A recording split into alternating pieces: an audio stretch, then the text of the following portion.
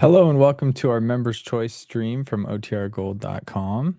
I'm your host, Austin Bach. Thank you for being here. Let's see who's here and chat with us. I don't see anybody chatting yet, but I will keep an eye out. So, hey, Paul's here. Hey, Paul. Tonight, so we do these once a month. It's the third Wednesday of the month. I ask a channel member to pick a show that they enjoy or have liked. I usually ask that it's not be something that not a Dragnet episode because we're listening to those 3 times a week. But so today we have one from, it's a selection from Addie, and it's from the George Burns and Gracie Allen show. It is the title of the show is With Sam Spade Detective, but interestingly, there's no date associated with this broadcast. So the collectors of old time radio, or in particularly the old time radio researchers group, which is the one I frequently go to their catalog to source audio. They don't have a date on this, so I'm not going to try to put a date on it. But this show was airing between 1934 and 1950, so sometime in that 16-year span, this episode aired. Quick shout out to Chris and Nell and 7B and AZ. Thank you for being here. Tonight's show is 29 minutes long, so it's going to be about as long as our Dragnet episode earlier today. Trying to think if I have anything to share with y'all before we just get started. Maybe I was going to kind of delay a little bit to let a few others join, specifically Addie, who chose this one, but maybe she's not available tonight. So we'll get started here. It's going to be a little bit different. I'm going to share out my screen and you'll see just the old time radio researchers library, because I don't have like cool visuals and stuff for this show. So can you see this? Okay, I'm actually going to swap spots with it. This is the right down here. Right down here is the old time radio researchers library. And so we're going to listen to this one. So actually, let me tell you something. So the George and Gracie Allen. No, wait, what's this called? The George Burns Gracie Allen show. I'll read you from the Wikipedia page. We'll read some of that together here first before we get started, so we know more about the series. Go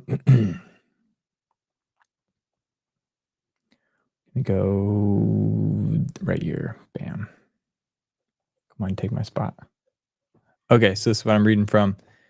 The George and Gracie Allen Show, sometimes called The Burns and Allen Show, was a half-hour television sitcom broadcast from 1950 to 1958. Okay, that's not what we're looking for. Tell me about the radio show, sillies. So it looks like in 1950 it moved over. Let's say George and Allen, George and Gracie radio show. The Burns and Allen radio show. Can you see this now? Oh, you can see it. Okay.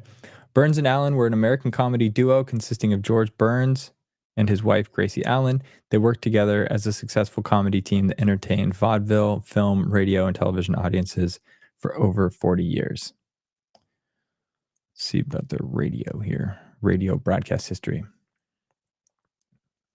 In 1929, Burns and Allen made their debut radio performance broadcast in London on the BBC in the United States. They failed at a 1930 NBC audition, but then became regulars on the Guy Lombardo show on CBS.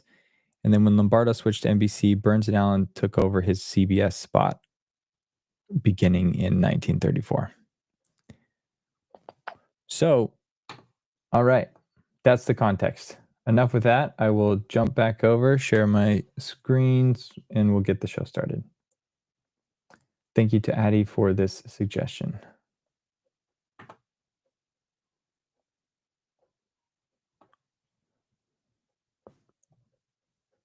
Do we have any fans of Sam Spade? Because he makes an appearance in tonight's episode.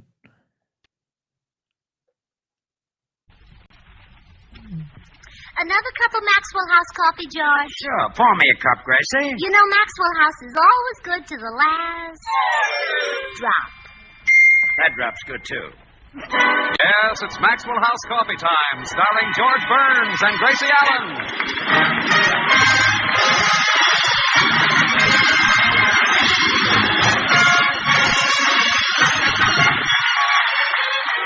With our special guest, Howard Duff, who is the famous detective Sam Spade. Yours truly, Toby Reed, Joseph Kearns, Eric Snowden, Harry Lubin, the Maxwell House Orchestra, and Bill Goodwin. For America's Thursday night comedy enjoyment, it's George and Gracie. And for America's everyday coffee-drinking enjoyment, it's Maxwell House. Always good to the last drop.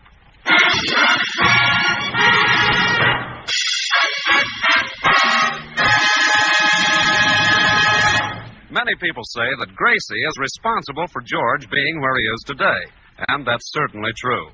Gracie is also responsible for Sam Spade being where he is today. You see, George and Sam Spade are both in jail. How did it happen? Well, let's listen as George is being questioned by a police lieutenant. All right, let's start at the top. Name?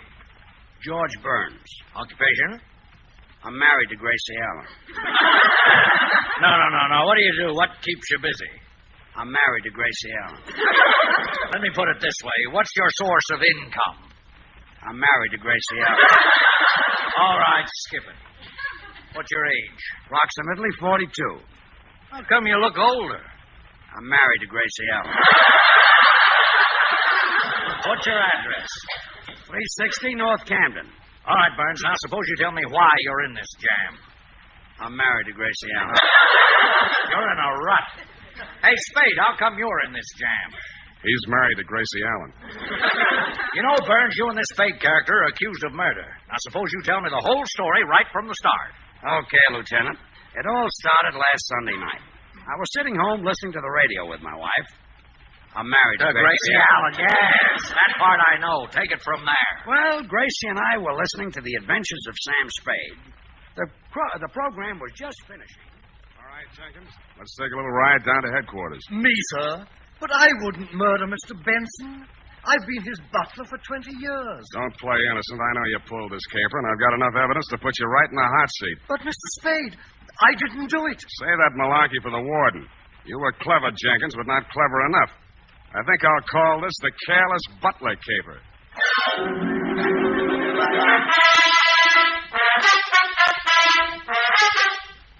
Why did you turn off the radio, Gracie? Sam Spade got the wrong man tonight. What? I'm positive that Jenkins the butler wasn't guilty. An innocent man is going to get the hot plate. Hot seat. And don't worry. He'll only get it on the radio. Well, who cares where they put it? When he sits down, it'll burn. I've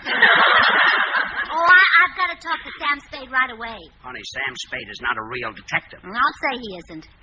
Any man who'd make an innocent butler sit on the hot plate should... Gracie, he'll get a hot seat. Oh, he sure will after he sits on that hot plate.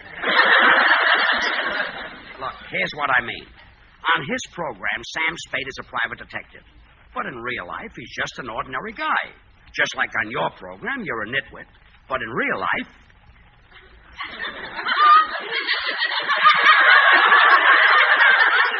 That won't work. Anyway, Gracie, what you just heard was only a radio program. I know that. The real crime happened last week. Every Sunday night, Sam Spade broadcasts his most thrilling case of the week. You still don't understand. Sam Spade is just a character. I'll say he's a character. Making that poor innocent butler sit on a hot plate. Hot seat. Let me try to explain this once more. Sam Spade isn't even the fellow's real name. He's the brainchild of Dashiell Hammett. Oh, you mean his real name is Sam Hammett? No, his real name is Howard Duff. Then why isn't his father's name Dashiell Duff? Look, Sam Spade doesn't have any actual father or mother. He came from Dashiell Hammett's typewriter. Oh, George, you're so innocent.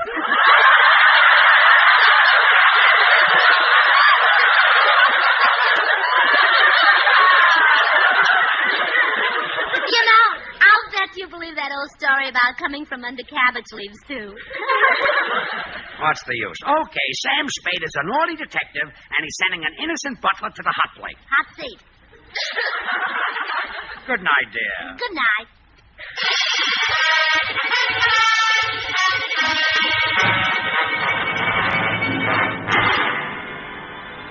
Well, Lieutenant, I didn't think any more about it. I was tired. It was past my bedtime. What time was it? It was after 9. Gee. So I went to bed thinking Gracie would follow me. Instead, she followed Sam Spade. Oh, what do you mean? Let me tell you about that part of it, Lieutenant. Okay, Spade. Well, I'd finished my regular Sunday night show at the broadcasting studio, after which the actors lingered on for a little bull session, you know, who stepped on whose lines, I want a bigger part next week, and so forth. So, it's about 10 when I step out into the California night air, which is also about 10. But there's no snow, so I decide to walk home. I haven't taken 2 steps when this little lady grabs me by the sleeve and says, Are you Sam Spade? well, if I had known then what I know now, I would have thrown myself under the wheels of a passing sunset bus. But I'm a ham, and I figure she's maybe a fan, so I answer in my best Pasadena Playhouse voice. Why, yes, I'm Sam Spade. The butler didn't do it. Huh? You've got the wrong man. The butler didn't jerk that kipper. Jerk that kipper.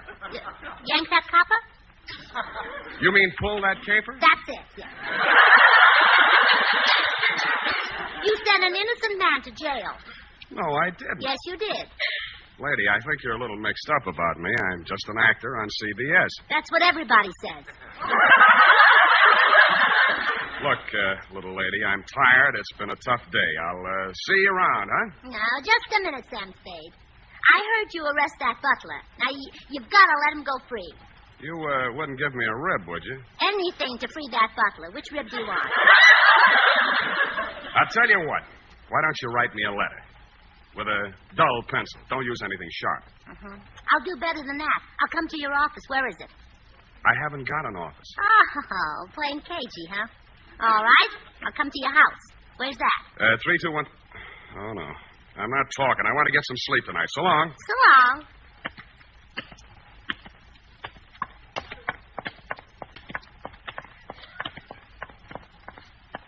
Why are you following me? What do you want? Got a cigarette? Sure.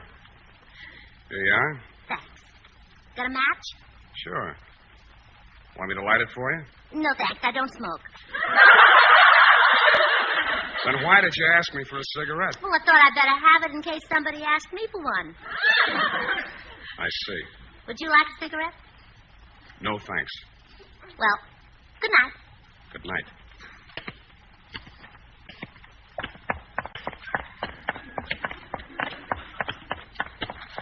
Okay. Now what?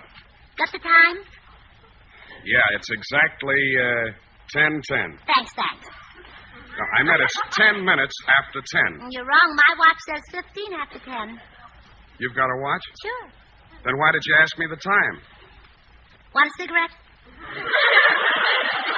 No. Well, good night. Good night. Look, lady, stop following me. Oh, it's you again. Yeah, fancy meeting me here. Can I give you the slip? Please. I couldn't accept a thing like that from a strange man. All right, what do you want this time? Got a road map? A road map. Are you lost? No. May I make a suggestion? What? Get lost. Well, good night. Good night.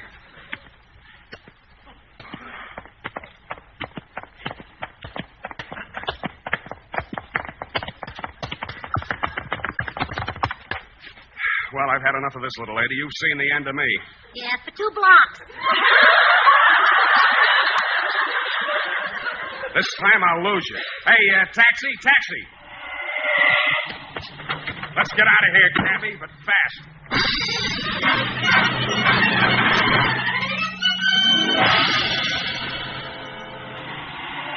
Here's my house, cabby. Pull up.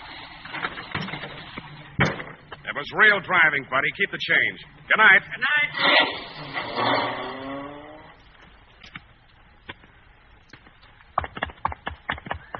Oh, no. Oh, no! How did you get here? On the back of that cab. Who are you, anyway? Oh, no. I'm too smart to tell you who I am. If I did, you'd complain to my husband, George Burns. Oh, so you're Gracie Allen. How did you find out? You forget I'm a detective. Oh. And now I know what the National Safety Council means when they say don't be a Gracie. Oh, never mind that. Are you going to let the butler go? Look, Gracie, there's really no butler in prison, and I'm not really Sam Spade. Oh, now don't give me that story about your mother being a typewriter. What? You're not talking to a child. I'm older than I look. Okay, Gracie, I see there's no use arguing with a smart girl like you. I'll see that the butler gets out. I'll get him the best mouthpiece in town. Get him out first. Fix his teeth later. Okay. Good night.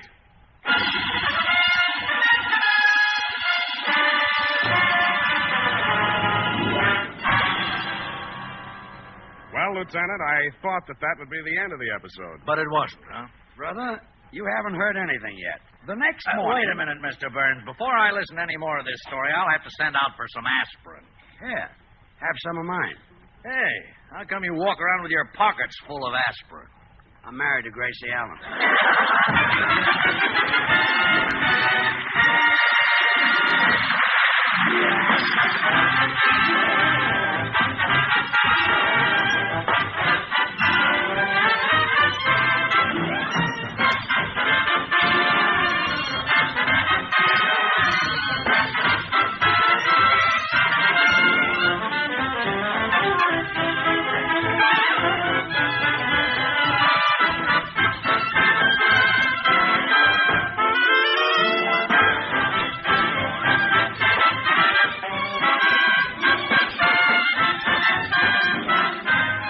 Yes, it's Strike Up the Band, the glorious music of George Gershwin. You know, you just can't mistake those melodies, those typical harmonies, the wonderful Gershwin rhythms. And it's all these things, all the separate musical elements skillfully combined, that make the music of George Gershwin so immortal. Listen a moment to one of his most famous compositions.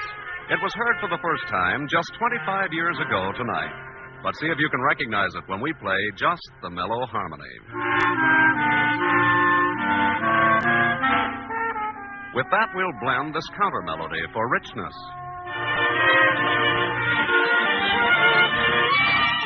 And now to add that vigorous Gershwin rhythm.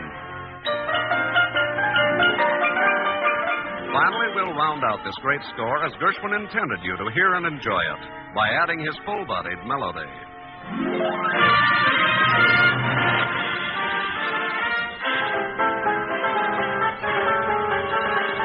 Yes, the famous Rhapsody in Blue, even more popular today than when it was first played 25 years ago tonight.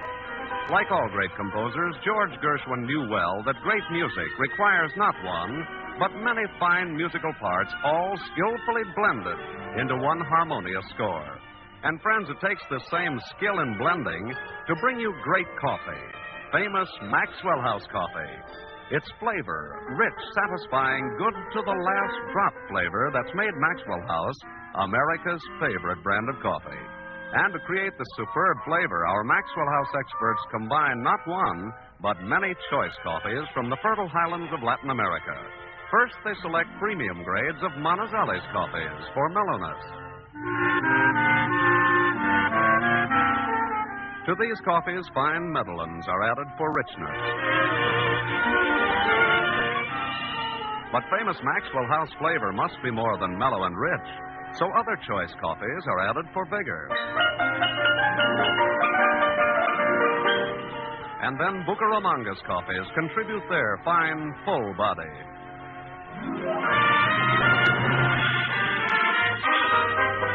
This perfectly balanced Maxwell House blend is then radiant roasted to flavor perfection and brought to you vacuum-packed and roaster fresh. And because you folks on the West Coast really know and enjoy coffee at its best, Maxwell House is blended and roasted for you right here on the West Coast to satisfy your critical taste. So tomorrow, discover all the extra flavor that's yours in every cup of America's favorite brand of coffee. Famous Maxwell House, always good to the last drop.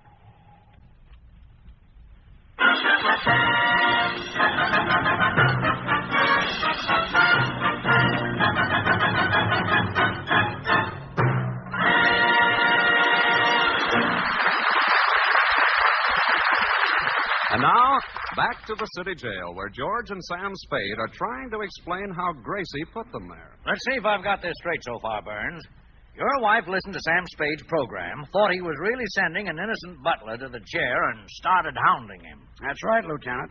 What did you think, Spade? I didn't know what to think, Lieutenant. The surveys tell me I have 10 million odd listeners, but I didn't think any of them were that odd. Yeah. Well, anyway, to get rid of her, you told her that you'd free the butler. Yeah, but that didn't satisfy Gracie. She demanded to see the guy. That's when Spade came to me. I told him to ask me something easy, like getting Westbrook Pegler to dance with me for help. He asked me to make Gracie leave him alone. Now, what'd you say? Eleanor Roosevelt.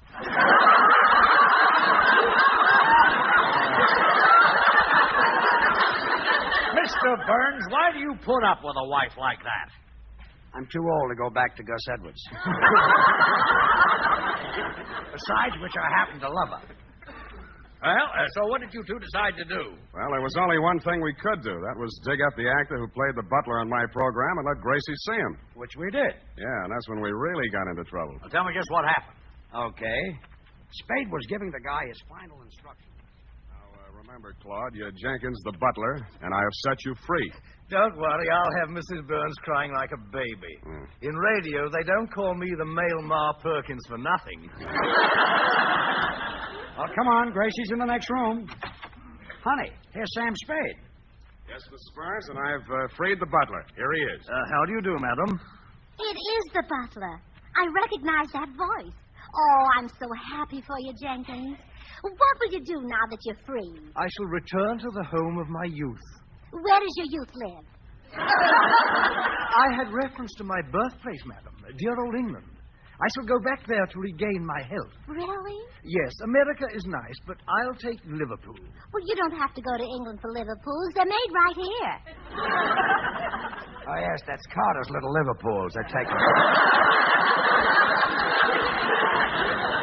Liverpool is the name of a city. Yes, now, thank Mrs. Burns for getting you out of jail and then disappeared. Madam, your beneficent intervention has terminated a most injurious and humiliating incarceration. You'll never know what that means. Well, I won't unless you shorten the words.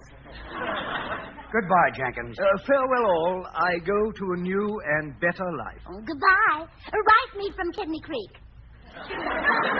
Liverpool. Well, I was in the right neighborhood.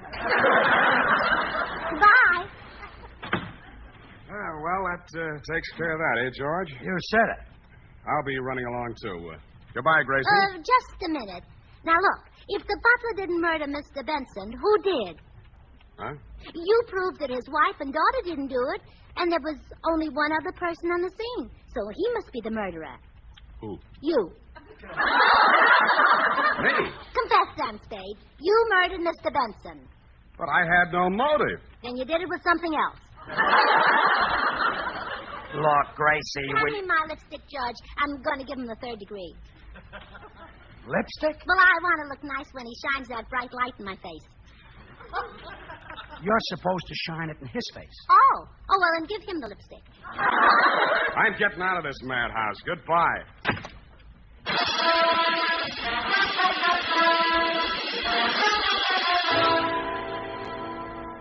Well, Lieutenant, Spade ran out of that house like he was seeing a ghost, which was true because from then on, Gracie started haunting him, trying to make him confess. Yeah, she found out that my radio sponsor was Wild Root Cream Oil, so she disguised herself with a big hat and a veil and knocked at my door. Sam Spade? Yes. How do you do? My name is Wildroot. Wild Root? Perhaps you know my husband, Willie Cream Oil. My full name is Mrs. Wildroot Cream Oil. I'm the wife of your sponsor. Now, look. I understand you murdered a Mr. Benson. Now, that's strictly forbidden in your contract. Mrs. Cream Oil, you look like Gracie Allen to me. Flattery will get you no place. Now, if you'd like to confess, perhaps we can get you off with life imprisonment. And when you come out, you can take over your program again. Gracie, I did not murder Mr. Benson. Go away. But the next day, she was back. This time with another disguise. Sam Spade? Yes? I'm from Western Union. I have a telegram here from President Truman. What? I'll read it to you. Dear Sam, confess. Signed, Harry. Any answer? Scram. Beat it. Go away. That's no way to talk to the president. Out. Out. But the third day topped everything. She posed as a private detective. Sam Spade? Yes? I'm Sally Shovel. Now, listen, chum. We're in the same racket, pal, and I want to help you, buddy, so why don't you confess, Mac? You're a private eye? Also ear, nose, and throat.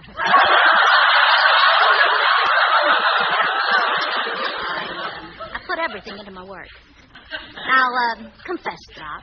So you murdered Benson, so what? I've been mixed up with a few keepers. Or is it capers? In your case, it's keepers. Now go away. Well, Lieutenant, that's when Spade came to see me again, looking much older. Yeah, we hit on a brilliant scheme. We decided that I should confess the murder, then George would pretend to take me to the city hall to surrender, and Gracie would forget the whole thing. But Gracie did something we didn't count on. What was that? While I was going to pick up Spade, she called the police. Oh, yes, that's where I come into the picture. She called me. I suppose you tell us what happened then. Well, when I got to the house, she said... Officer, there's a desperate criminal on his way here to confess a murder. As soon as he confesses, you can grab him. Don't worry, lady. I'll... Oh, that must be him. Yeah, you wait in the next room. He may be armed. Oh, he is. There's one hanging from each shoulder. You call me if you need... Oh, hello. Where's everybody? Never mind. What's your name? Bill Goodwin. What did you do with the body? I took her home. What did you do then? I dumped her out. Oh, she was dead, huh? Well, sure, that's why I took her home. You've done a pretty terrible thing, young man. Tomorrow I'll send her some flowers. Oh, you're a real killer. Oh, sure. Now tell me everything you did tonight. I will not. Who are you, her father? No. Well, in that case, I'll tell you then. Another fellow and I double dated. We met the girls, and the four of us went into a restaurant for dinner. I ordered 4 cups of Maxwell House coffee. Then what? Well, I told the waiter to bring the other people some, too. See, I wanted them to taste the rich, mellow goodness of Maxwell House. It's America's favorite coffee, you know. Yes, I know. What happened then? Well, that's when the girl and I got into a fight. Aha, what about? She caught me drinking her Maxwell House coffee. Yeah, but you'd had 4 cups. Well, when you taste that good to the last drop flavor, you just don't know when to stop. You know, Maxwell House is a blend of the finest Latin American coffees, radiant roasted to the peak of flavor perfection. Well, officer, did he confess the murder? Bill Goodwin. He confessed everything, Mrs. Burns. He got mixed up with a girl, and now he's headed for the chair. You're nuts. When I get mixed up with a girl, I head for the divan. I mean the electric chair. You killed a girl. Are you kidding? All I killed was 5 cups of Maxwell House coffee. Yes, officer, this is the wrong man. Sam Spade is the one you want to arrest. Sam Spade is in trouble? Oh, gee, I was going to hire him to find someone for me. Who? Girl about 5'2", red hair, green eyes, terrific figure, drives a Cadillac convertible. Oh, when did you last see her? Who's seen her? I want Spade to find me one like that. Not so long.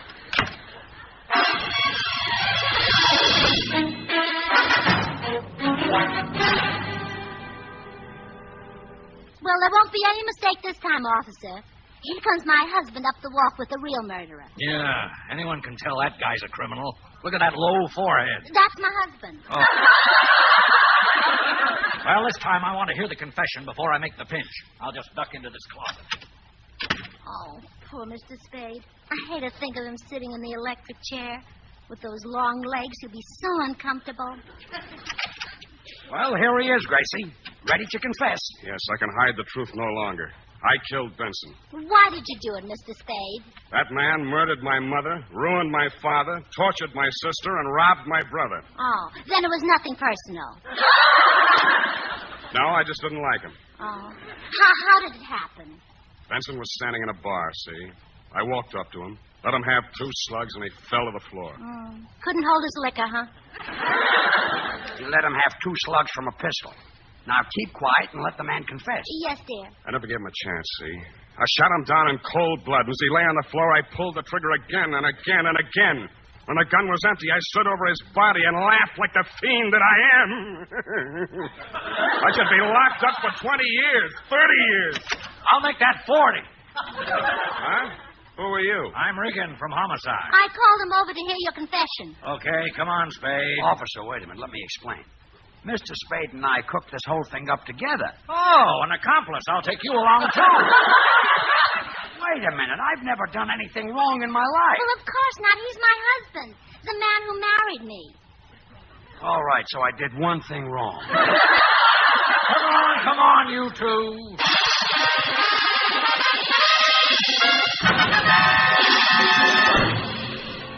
Well, Lieutenant, that's the whole story. My apologies, fellas. You're both free to go. Thanks.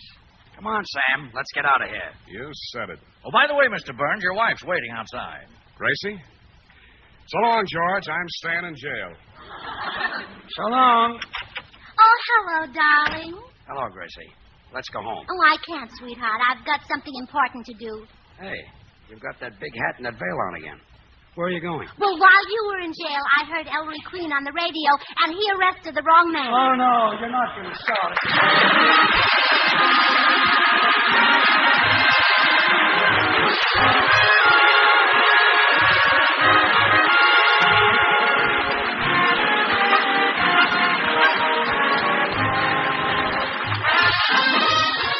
Join us again next Thursday when we'll all be back. George Burns, Gracie Allen, Bill Goodwin, Harry Lubin, and the Maxwell House Orchestra, and yours truly, Toby Reed. And now, here are our stars. Well, Gracie, next week we're going to have 2 guest stars. Mr. and Mrs. James Mason. James Mason? He's that wonderful English actor who's so mean and so rough with women. That's the man. Gee, he might hit me. Oh, but with you here, he wouldn't dare. You said it. You'd show him. If he hit me, you'd hit Mrs. Mason. That's what I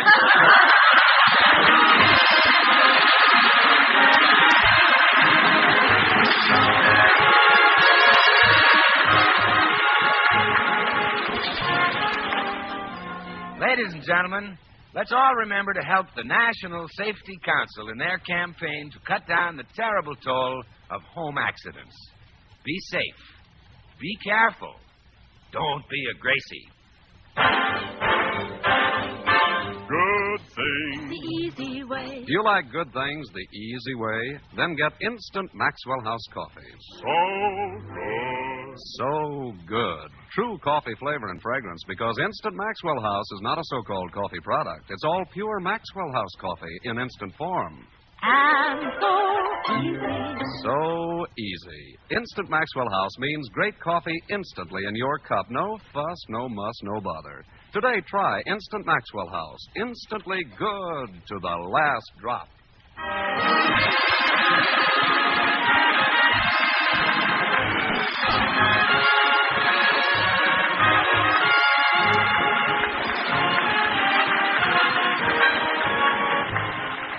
Howard Duff will soon be seen as star of the Universal International picture Red Canyon.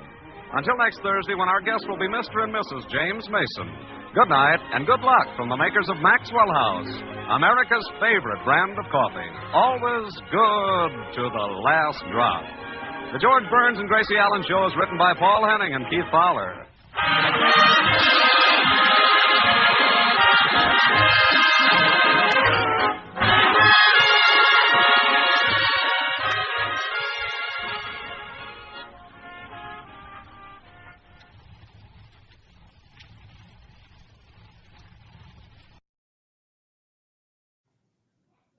All right. Hope everybody enjoyed that one.